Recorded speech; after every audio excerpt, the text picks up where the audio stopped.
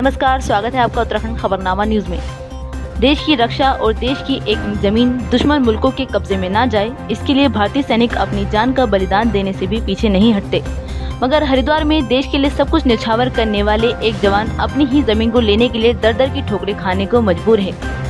ये मामला हरिद्वार के कनखल थाना क्षेत्र का है। यहाँ एक प्रॉपर्टी डीलर ने जवान से धोखाधड़ी कर उसको बेची जमीन किसी और को भी बेची और उस जमीन पर आज तक जवान को कब्जा नहीं मिल सका। इसको लेकर जवान ने कनखल थाने में तहरीर भी दी, मगर अब तक इस मामले में कोई कार्रवाई नहीं हो सकी। अब जवान इस मामले में सरकार से इंसाफ की मांग कर रहा है। मैं मिलिट्री का जवान हूँ। मैंने 2015 में महेश कुशवाहा नाम के एक व्यक्ति जो कि थाना कनखल का रहने वाला है, ब्रह्म विहार फेज 2 लाटू वाली का रहने वाला है, उससे मैंने 6.5 लाख रुपए का 1600 स्क्वायर फुट का एक प्लॉट जियापोता में खरीदा था।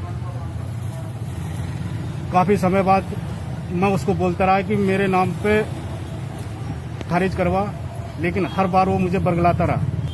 लेकिन मुझे इस बात का पता बाद में चला कि उसने मेरे साथ फ्रॉड किया हुआ है। जब मैं जो प्लाट उसने मेरे पास बेचा था, जब मैं मौके पर उस प्लाट के पास गया तो मैंने देखा कि उस प्लाट के ऊपर किसी दूसरे व्यक्ति ने कब्जा किया हुआ है। और जब मैंने इसकी शिकायत कुशवाहा से करी तो कुशवाहा ने मुझे पिछले साल 8 लाख रुपए का चेक दिया उस जमीन के एवज में, लेकिन वो चेक महेश चंद कुशवाहा ने बाउंस करवा दिया। उसके बाद मैं पिछले इसी जुलाई में छुट्टी लेकर के दोबारा हरिद्वार आया था और हरिद्वार में आकर के फिर उसने मुझे 8.5 लाख रुपए के दोबारा चेक दिए, लेकिन वो सारे के सारे चेक उसके अभी तक बाउंस हो चुके हैं। महेश चंद कुशवाहा न मुझे प्लॉट दे रहा है और न मेरे पैसे वापस कर रहा है।